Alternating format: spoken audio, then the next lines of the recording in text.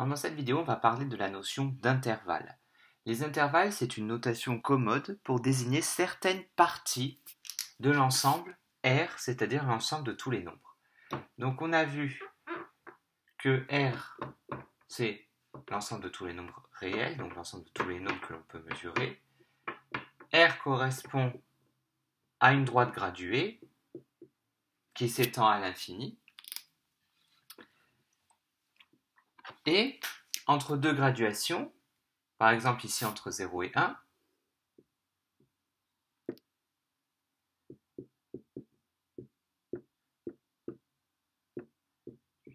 voilà, je peux être plus précis, donc aller à un chiffre après la virgule. Entre 0 et 0,1,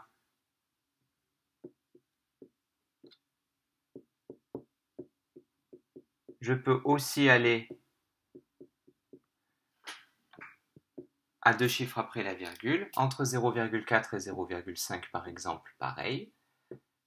Donc c'est-à-dire que plus je zoome sur ma droite graduée, plus j'essaie d'être précis, plus les nombres vont avoir deux chiffres après la virgule, ce qui est si bien que, en fait, si je veux par exemple décrire tous les nombres qui sont entre 0,4 et 0,5, je ne pourrai jamais donner tous les nombres qui sont entre 0,4 et 0,5 puisqu'il y en a une infinité. Donc, pour remédier à ça, on a inventé une notation à l'aide de crochets. Alors, les intervalles, c'est juste pour écrire l'ensemble des nombres qui sont situés entre deux. Par exemple, l'ensemble des nombres,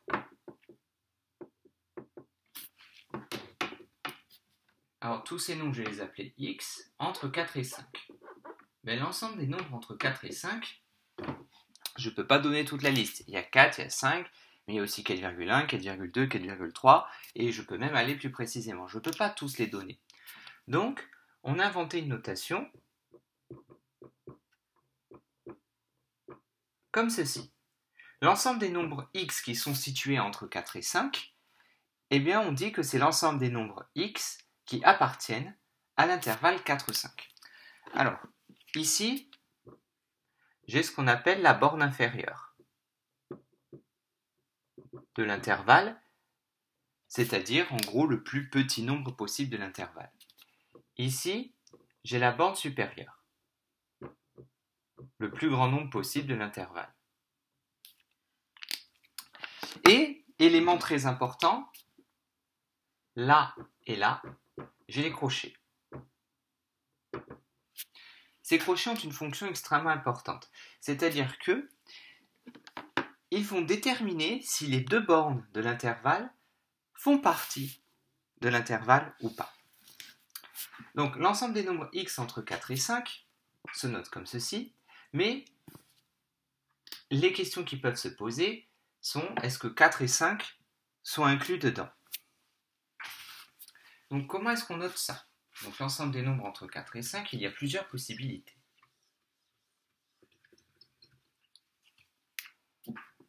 Soit l'ensemble des nombres x entre 4 et 5, donc c'est l'ensemble des nombres qui sont supérieurs ou égaux à 4 et inférieurs ou égaux à 5. D'accord? Donc être entre 4 et 5, c'est respecter cette inégalité-là.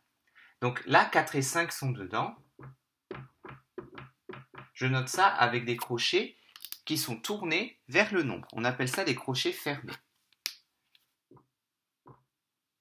Et lorsque tous les crochets sont fermés, on dit que l'intervalle est fermé. Mais si jamais je prends l'ensemble des nombres entre 4 et 5, mais que je ne veux pas compter 4 et 5 dedans. Donc c'est-à-dire que l'ensemble des nombres x entre 4 et 5 serait l'ensemble des nombres x strictement plus grand que 4, donc plus grand que 4 mais pas égaux à 4, et strictement inférieur à 5, c'est-à-dire plus petit que 5 mais pas égaux à 5. On notera cet intervalle comme ceci, avec des crochets qui cette fois sont tournés de l'autre côté, des crochets tournés vers l'extérieur, qu'on appelle des crochets ouverts. Lorsque les deux crochets sont ouverts, on appelle ça des intervalles ouverts. Mais on peut aussi imaginer des situations intermédiaires où par exemple je veux l'ensemble des nombres entre 4 et 5, donc l'ensemble des nombres x qui sont compris entre 4 et 5, et vérifie qu'ils sont plus grands que 4 et plus petits que 5. Donc là, ça veut dire que 4, je prendrai 4, ils sont plus grands ou égaux à 4, mais ils sont strictement inférieurs à 5. Donc je prends 4, mais je ne prends pas 5. Donc les intervalles ne sont pas forcément symétriques au niveau des crochets. Je peux avoir des crochets qui sont tournés dans un sens différent. Et de même, si je veux prendre l'ensemble des nombres entre 4 et 5, mais qui sont strictement plus grands que 4 et plus petits que 5, je peux écrire mon intervalle comme ceci. Donc ce qu'il faut retenir, c'est que lorsque le crochet est fermé, c'est-à-dire tourné vers le nombre est compris dans l'intervalle, et lorsque le crochet est ouvert, donc tourné vers l'extérieur, le nombre n'est pas dans l'intervalle. Donc les intervalles correspondent à des situations d'inégalité, c'est-à-dire qu'est-ce que c'est être entre 4 et 5? C'est être plus grand que 4 et plus petit que 5. Mais quand on dit plus grand, en maths, c'est pas assez précis. Il faut préciser si on est plus petit ou égal, ou strictement plus petit. D'où l'utilisation dans les inégalités de ces deux symboles. Donc ça, c'est strictement plus petit, et ça, c'est plus petit ou égal. Le petit signe dessous, c'est un égal. Donc, on peut noter dans les intervalles, lorsque j'ai une égalité comme ceci que je voudrais traduire en intervalle, eh bien, lorsque j'ai un inférieur ou égal, ça correspond à un crochet fermé, et lorsque j'ai un inférieur strict, ça correspond à un crochet ouvert. Donc, faisons un petit exemple à présent.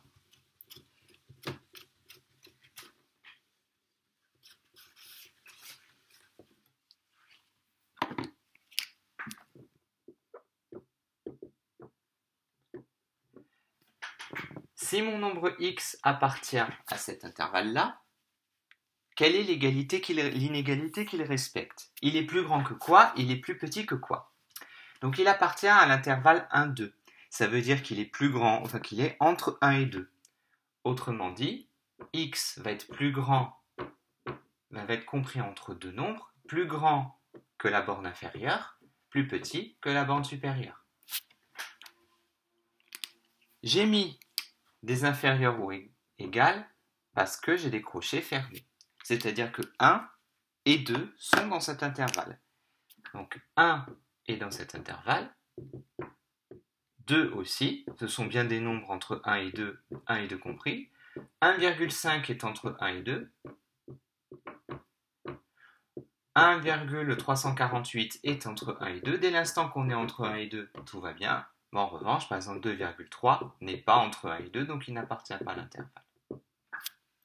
D'accord? Cet intervalle, c'est juste pour dire ce sont les nombres entre 1 et 2.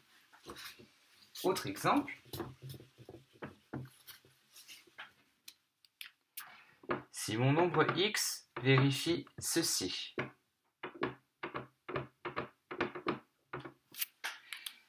Quel est l'intervalle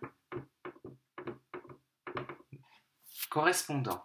Donc je remarque qu'il est compris entre deux nombres. Il est plus grand que 3, plus petit que 8. Donc ça va être l'intervalle 3, 8. Maintenant, au niveau des crochets, je remarque que j'ai inférieur ou égal à 8. Donc, comme c'est un inférieur ou égal, je dois tourner le crochet vers le 8. En revanche, il est strictement plus grand que 3, donc 3 n'est pas compris dedans. Je dois tourner le crochet vers l'extérieur. Donc, ça veut dire notamment que 8 appartient à cet intervalle, mais 3 n'appartient pas à cet intervalle. 3 n'est pas compris dedans. Et tous les nombres entre 3 et 8 le sont, par exemple 5,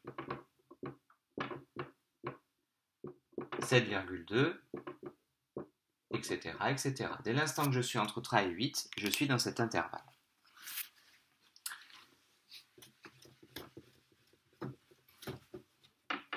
Maintenant, on peut envisager, donc au lieu d'avoir par exemple on peut envisager de n'avoir par exemple qu'une seule borne. C'est-à-dire au lieu d'avoir des nombres entre temps et temps, je veux avoir des nombres juste plus petits. Par exemple ici, x qui serait seulement plus petit que 8, ou alors x qui serait seulement plus grand que 3. On a aussi des intervalles qui correspondent à cette situation. Donc lorsque x est plus petit que 8, il y a une borne manquante.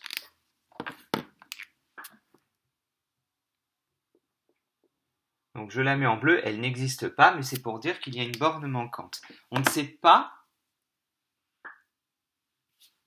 x est plus grand que quoi. Donc ça signifie qu'en fait x n'est pas limité par une borne inférieure.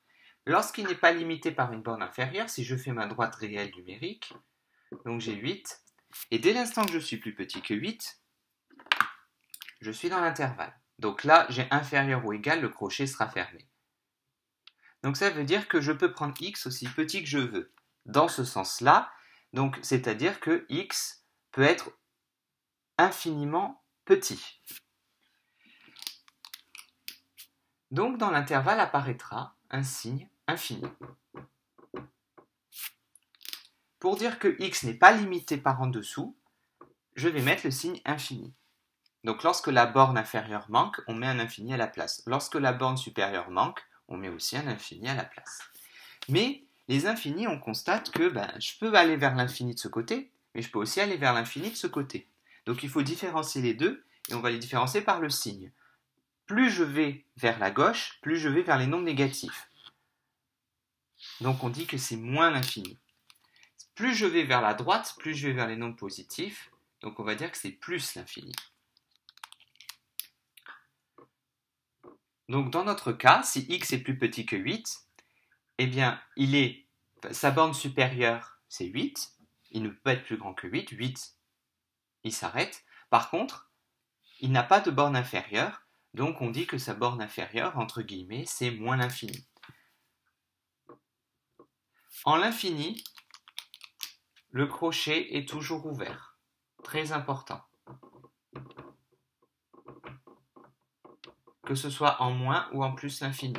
Le crochet est toujours ouvert en l'infini. Pourquoi? Parce qu'on ne peut pas prendre l'infini, ce n'est pas un nombre. Alors, on va faire quelques petits exemples là-dessus. Donc pour reprendre l'exemple de tout à l'heure, x strictement plus grand que 3. Alors là, vous notez quelque chose, c'est que j'ai écrit l'inégalité à l'envers. Donc que j'écrive comme ça ou comme ça, c'est pareil. X strictement plus grand que 3, ça veut dire du coup que x est limité par en dessous. Il est limité par 3. Par contre, il n'est pas limité au-dessus. X est strictement plus grand que 3, donc x peut être aussi grand que je veux. Donc c'est-à-dire, quand il manque une borne, à la place, je mets l'infini. Donc puisqu'il peut être aussi grand que je veux, il va aller vers l'infini positif. Donc l'intervalle correspondant, c'est 3 plus l'infini. 3 ouvert parce que j'ai un inférieur strict, ici. Mettons que j'ai l'ensemble des x qui soit plus grand ou égaux à 9. Donc il est limité par en dessous, il ne peut pas descendre plus bas que 9. Donc 9 est la borne inférieure. Comme j'ai un petit égal, je mets un crochet fermé. Et x n'étant pas limité au-dessus, donc il va aller vers l'infini. De toute façon, dans un intervalle, c'est très simple. Donc un intervalle va être constitué de deux bornes. Ici, on mettra moins l'infini, on le mettra toujours à gauche, et plus l'infini, on le mettra toujours à droite. On n'aurait jamais moins l'infini à droite. Et d'ailleurs, autre propriété, lorsqu'on vous parle d'un intervalle,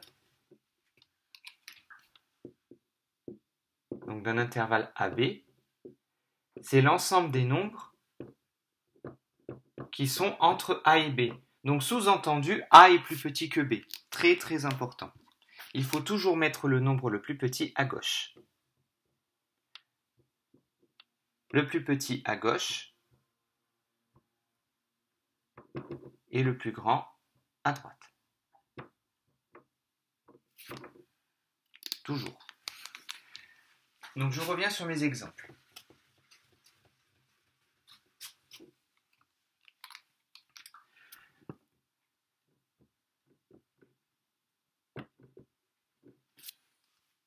ceci.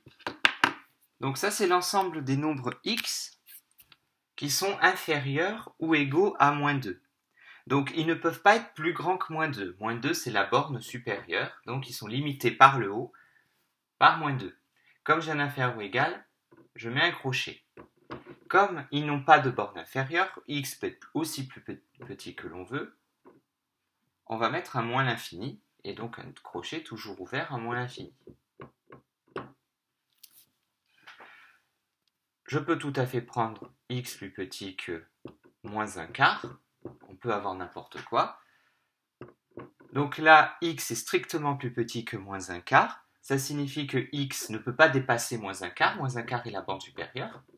Comme je n'ai pas de petit égal, je mets un crochet ouvert. Et x peut être aussi petit que l'on veut, il n'est pas limité par en dessous, donc je mets un moins l'infini. Ce qui donne cet intervalle-là, moins l'infini, moins un quart. Mettons que x soit supérieur ou égal à pi. Donc x est supérieur ou égal à pi. Donc ça signifie que x ne peut pas être en dessous de pi. Pi est la borne inférieure, il est limité en dessous par pi. Par contre, au-dessus, il est plus limité. Donc, comme il peut être aussi grand qu'on veut, il n'est pas limité par au-dessus, je vais mettre un plus l'infini. Ce qui donne cet intervalle-là. Alors, on peut établir un tableau de correspondance entre les différentes situations, entre une inégalité et l'intervalle correspondant. Donc, lorsqu'on est x est compris entre a et b comme ceci, l'intervalle correspondant, c'est l'intervalle AB fermé. Lorsque x est strictement compris entre a et b, l'intervalle correspondant, c'est donc l'intervalle AB ouvert. Comme je l'ai dit tout à l'heure, on peut imaginer que les cas ne soient pas symétriques, c'est-à-dire l'intervalle AB comme ceci, ou alors, on peut ne pas prendre A mais prendre B, donc on a un intervalle comme ceci. On peut donc aussi imaginer que x soit plus grand, donc n'ait pas de borne supérieure. La borne inférieure, on peut choisir de la prendre ou pas.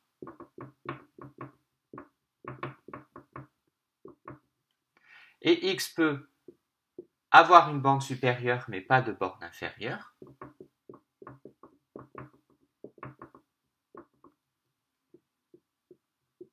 Qu'on peut prendre ou pas, d'ailleurs. Donc voilà les 8 cas possibles d'intervalle que l'on peut avoir. Si x est entre a et b, x est plus grand que a, plus petit que b, avec a et b qui sont autorisés à être dedans, je ferme les crochets. Si a et b ne sont pas autorisés à être dedans, j'ouvre les crochets. Si je peux tout à fait avoir une borne qui est dedans et pas l'autre, d'où ces deux cas-là. Ici, x est supérieur ou égal à a, donc ça veut dire qu'il ne peut pas être en dessous de a est une borne inférieure, mais x n'est pas limité pour la borne supérieure, donc je mets a plus l'infini. Je mets un crochet fermé parce que j'ai le égal. Là, j'ai la même chose, mais avec un crochet ouvert. Si x est plus petit que b, ça veut dire que x ne peut pas être au-dessus de b. B va limiter x par le côté supérieur. Donc, x appartient à moins l'infini b. Et là, j'ai la même chose lorsque le crochet est ouvert. Enfin, si jamais vous trouvez ça plus visuel de vous faire un dessin, vous pouvez tout à fait vous représenter un petit schéma. Donc vous tracez une droite graduée, A et B. Qu'est-ce que c'est que l'intervalle AB? Eh bien, c'est tout simplement les nombres sur la droite graduée qui sont là, avec A et B compris dedans. Ici, A et B, donc je prends tous les nombres dedans, mais je prends ni A ni B. Là, je vais prendre tous les nombres qui sont entre A et B, mais je vais prendre A, je ne vais pas prendre B. Pour le quatrième cas, c'est le contraire. Je prends tous les nombres entre A et B, mais je ne vais pas prendre A et je vais prendre B. Pour cet intervalle-là, A plus l'infini, je vais prendre donc tous les nombres qui sont plus grands que A. Et je vais jusqu'à l'infini. Et je prends A. Tandis que le cas qui est juste en dessous, ben c'est la même chose, je suis plus grand que A, mais je ne prends pas A. Pour le cas moins l'infini B, eh bien je vais être plus petit que B, mais je prends B. Et pour le dernier cas, moins l'infini B, donc le crochet est ouvert, c'est tous les nombres qui sont plus petits que B, mais je ne prends pas B. Donc ça peut être plus visuel de se faire un petit schéma pour représenter les nombres qui sont compris dans l'intervalle.